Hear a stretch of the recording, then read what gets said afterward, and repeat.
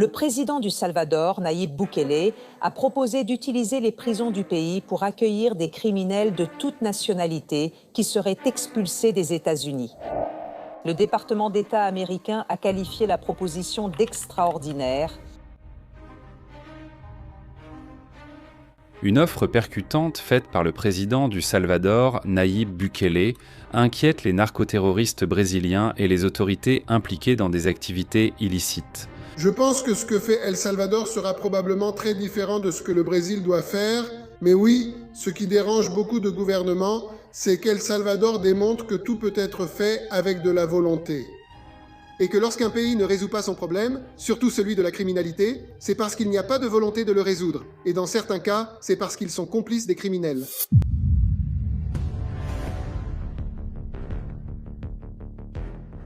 Bukele a annoncé que le système pénitentiaire de son pays est ouvert pour accueillir des criminels de n'importe quelle nation, y compris des chefs de faction comme le PCC et le Commando Vermelho. La proposition prévoit que ces chefs du crime puissent être envoyés au centre de confinement du terrorisme, le CECOT, une méga-prison de haute sécurité inaugurée en 2023 dans la ville de Tecoluca, au Salvador. Le CECOT est devenu le symbole de la politique de tolérance zéro contre le crime organisé et il est considéré comme l'une des structures les plus strictes au monde. Il est devenu le symbole de l'organisation et l'une des structures les plus strictes au monde.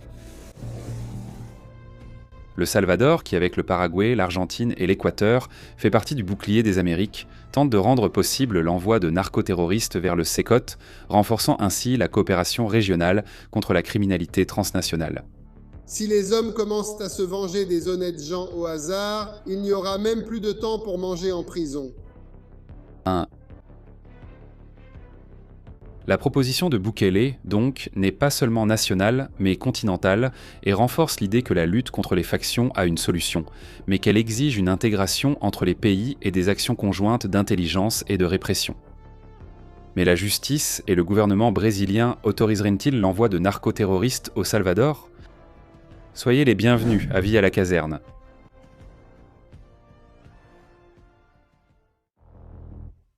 La prison, c'est la réalité de l'enfer. On va voir la deuxième surpopulation qui se trouve au Presídio Central. Aujourd'hui, au Brésil, plus de 700 000 personnes sont incarcérées. Nous sommes le 3e plus grand incarcérateur du monde. L'idée est que l'on doit emprisonner toujours plus. Et il n'y a aucune préoccupation.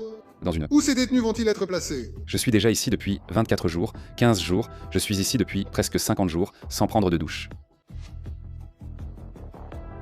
Bukele a réussi à transformer le Salvador, qui était l'un des pays les plus violents du monde, en 2015 en le pays le plus sûr d'Amérique en 2023. Ce changement a été le résultat d'une politique d'affrontement direct contre les gangs, avec des opérations policières massives et l'utilisation des forces armées en soutien aux actions de sécurité.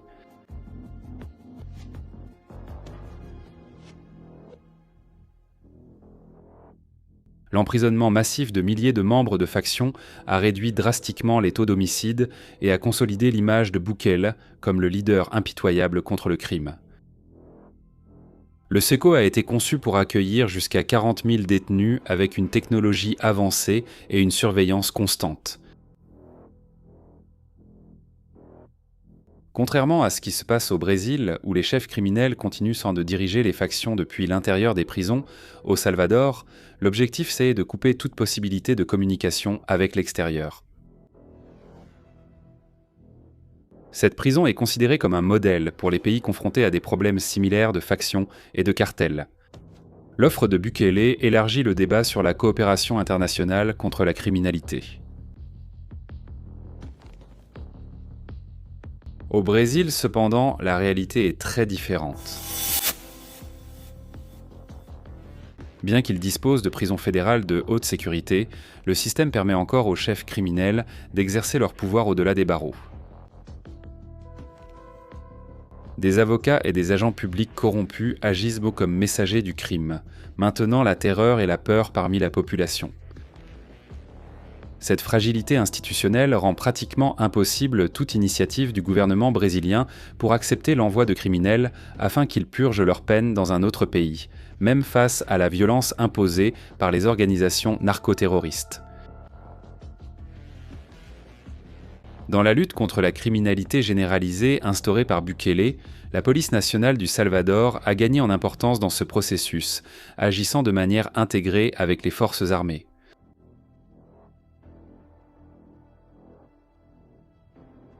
La présence militaire et le renforcement des moyens policiers ont instauré un climat dissuasif contre la criminalité. La police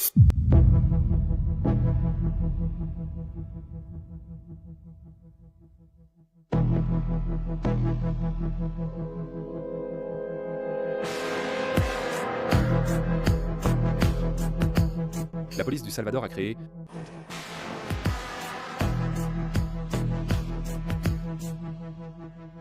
Cette combinaison de forces a été essentielle pour consolider la politique de sécurité publique et pour transmettre à la population le sentiment que l'État a repris le contrôle des rues.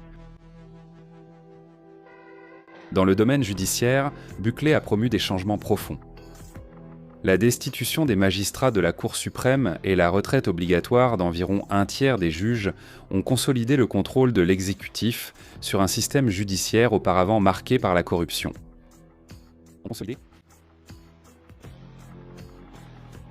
Bien que controversées, ces mesures ont été considérées comme nécessaires pour garantir que la lutte contre la criminalité ne soit pas sabotée par des décisions judiciaires indulgentes ou par des magistrats compromis avec des factions. Des pays comme le Paraguay et l'Équateur font également face à des défis similaires et coopèrent avec le commandement sud des États-Unis dans le cadre du bouclier des Amériques. Après que certaines factions ont été déclarées narcoterroristes, la CIA a commencé à jouer un rôle stratégique dans la collecte d'informations et la coordination des opérations contre les cartels et les factions dans les pays américains. Dans ce contexte, la proposition de Bukele concernant des places au SECO apparaît comme une alternative concrète pour les pays qui souhaitent neutraliser de façon définitive les chefs criminels.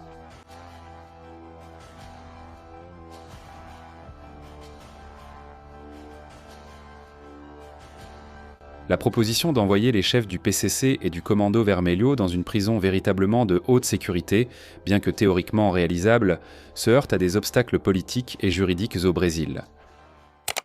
Je suis très triste aujourd'hui en apprenant cette nouvelle.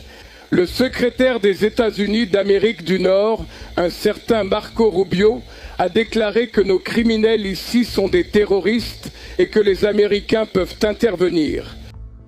Le système national n'admet pas encore le transfert de Brésiliens de naissance vers d'autres pays, même s'il s'agit de criminels très dangereux. De plus, la résistance du gouvernement à adopter des mesures plus strictes contre les factions limite toute avancée dans ce sens. Alors qu'El Salvador montre des résultats concrets, le Brésil continue de faire face à la réalité des factions qui dirigent le crime depuis l'intérieur des prisons. Il ne s'agit pas seulement de policiers. Il y a des personnes bien plus haut placées qui reçoivent aussi. Ça, on peut... De qui? L'inconscient. S'il vous plaît.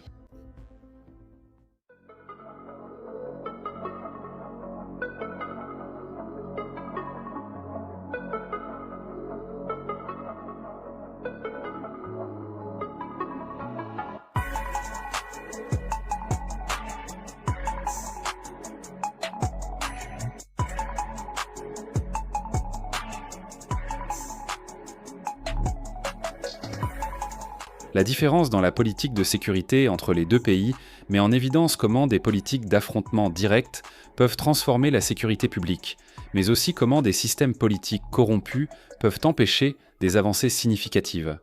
Lors de l'opération Lava Jato, Renato Duque, ex-directeur de Petrobras, a déclaré devant le juge Sergio Moro que Lula savait qu'il existait un système de corruption dans l'entreprise publique. Lors d'une rencontre privée avec lui, après le début de l'opération Lava Jato, l'ancien président a ordonné la fermeture de comptes à l'étranger.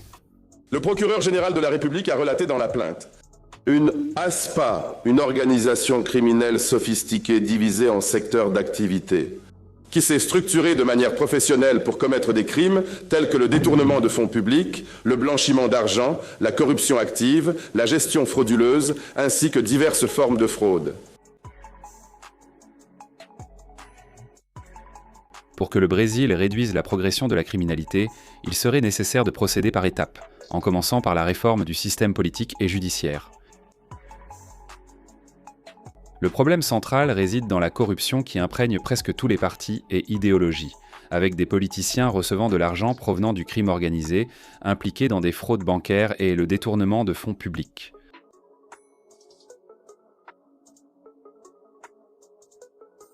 Tant que le système brésilien continuera à s'auto-alimenter pour bénéficier à une caste politique au détriment de la majorité de la population, il sera difficile d'obtenir un véritable changement. Il reste à réfléchir. Le Brésil a-t-il besoin d'un leader comme Bukele pour transformer ce scénario, ou suffirait-il que des personnes honnêtes prennent en main le système actuel pour que la défense nationale et la sécurité publique soient enfin prioritaires ? Vous prenez des bus bondés, vous faites ce fichu rythme de 6 jours de travail pour un jour de repos. Regardez ça ici, regardez comme c'est beau. Voiture officielle, viens voir, je suis ici au Congrès national. Il y a encore plus de voitures officielles ici, regarde. Tu sais qui paye pour ça? C'est vous. Alors cliquez et partagez cette vidéo avec tout le monde. Le Brésil, il y en a encore plus, tu veux voir? Suis-moi. Tu crois que c'est seulement les députés qui en ont? Regarde ici, regarde, tu peux voir. Regarde les voitures officielles ici aussi du Sénat. Montre là-bas, regarde ici. Tu penses que seuls les sénateurs et députés en ont? Tous les organismes, le pouvoir judiciaire et vos excellences aussi, et cela doit cesser. Toi, le travailleur, quand tu vas travailler, est-ce que ton patron te donne une voiture officielle ou tu dois y aller à pied, en Uber, avec ta voiture ou en bus bondé? Pourquoi, nous qui sommes vos employés, ne devrions-nous pas faire de même? Venez avec votre propre voiture, venez à pied, prenez un Uber. Cela doit cesser, pas seulement pour les sénateurs et les députés, mais dans tous les organismes, dans le pouvoir judiciaire aussi. Donc, je vais présenter un projet de loi pour mettre fin à ce privilège des voitures officielles. Si vous êtes d'accord avec moi, partagez cette vidéo dans tout le Brésil. On est ensemble.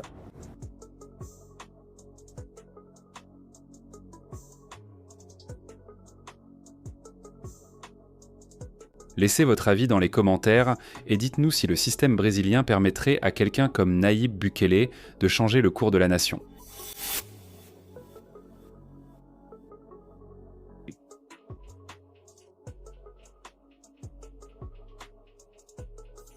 Ici, sur Vida no Cartel, vous restez au courant de tout ce qui se passe dans le monde militaire. Laissez votre like, abonnez-vous et regardez les 2 vidéos qui apparaissent sur votre écran. En avant, combattants, à la prochaine.